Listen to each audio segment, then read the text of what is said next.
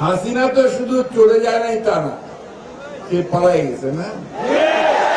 আপনারা খুব বড় স্লোগান দেন, পলাইছে পলাইছে।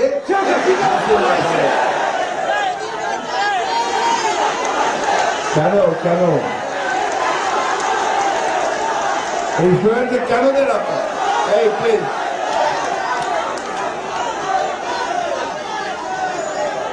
কারণ এই শেখ হাসিনা দীর্ঘ 14-15 বছর ধরে এই বাংলাদেশের মানুষের উপর অত্যাচার নির্যাতন করে, ভাইয়া প্লিজ, অত্যাচার নির্যাতন করে আমাদের অসংখ্য মানুষকে হত্যা করেছে, শ্রমিককে হত্যা করেছে, ছাত্র হত্যা করেছে, এমনকি তারা নারীদেরকে হত্যা করছে, দ্বিধাবোধ করেনি। নিজে ক্ষমতায় থাকার জন্য প্রধানমন্ত্রী থাকবে, এই কারণে সে বাংলাদেশের সমস্ত রাষ্ট্র ব্যবস্থাকে ধ্বংস করে দিয়েছে। কি দিয়ে ধ্বংস করার চেষ্টা করছে? এই সরকারের যে আপনার আমাদের রাষ্ট্রের, বাংলাদেশের রাষ্ট্রের যে বিভিন্ন প্রতিষ্ঠানগুলো আছে, বিশেষ করে পুলিশ বাহিনী, তাকে ব্যবহার করছে, তাই না?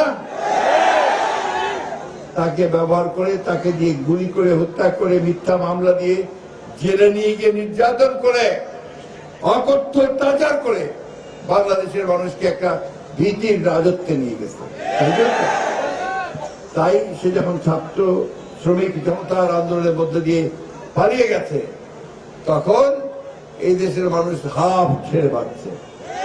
এখন যাই হোক, আমাকে দম ফেলতে পারতেছি তো না, রাত্রে একটু আরাম করে শুতে পারতেছি, নাহলে তো খালি মনে হয় এই বোধহয় পুলিশ আসলো, এই বোধহয় আওয়ামী লীগের সন্ত্রাসীরা আসলো, তাই না? ঠিক কিনা বলেন? ওই জায়গা থেকে বের হয়ে আসছি তো, এই জন্যই মানুষ একটু আনন্দ করে বলে পলাইছে পলাইছে শেখ হাসিনা।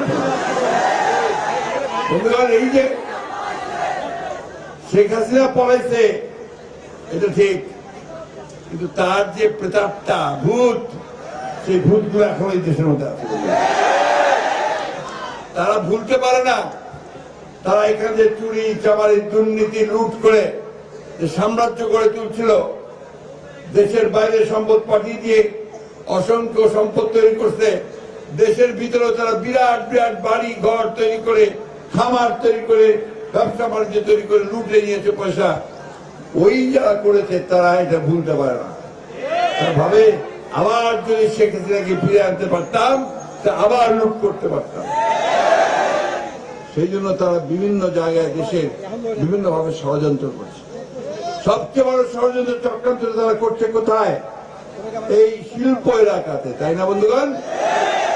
আমাদের 2023 সালে বাংলাদেশ থেকে আমরা যত রপ্তানি করেছি, তার মধ্যে শতকরা 85% এসেছে আপনার এই পোশাক খাত থেকে, এবং এই পোশাক খাত থেকে আমাদের আয় হয়েছে $47.38 বিলিয়ন, অর্থাৎ বাংলাদেশি টাকাতে 5,66,73,000 টাকা, 73,000 কোটি টাকা। অর্থাৎ এইটাই হচ্ছে মূল আমাদের যে আয়, বাইরের থেকে যে ডলার আমরা আয় করি।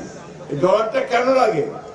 এই ডলারটা দরকার হয় আমরা যে আপনার বিভিন্ন চাল ডাল তেল লবণ তরি তরকারি যন্ত্রপাতি বিভিন্ন জিনিস যে আমদানি করি, বিদেশ থেকে নিয়ে আসি, এটা পয়সা শোধ করতে হয় ডলার থেকে। এটা যার যত বেশি থাকে, রিজার্ভে থাকে, সেই অর্থনীতি তত শক্তিশালী হয়। তার প্রধান খাত হচ্ছে আপনার এই গার্মেন্টস ফ্যাক্টরি, গার্মেন্টস থেকে আমরা সেটা পাই। আমাদের প্রায় 50,17,652 জন শ্রমিক এখানে কাজ করে।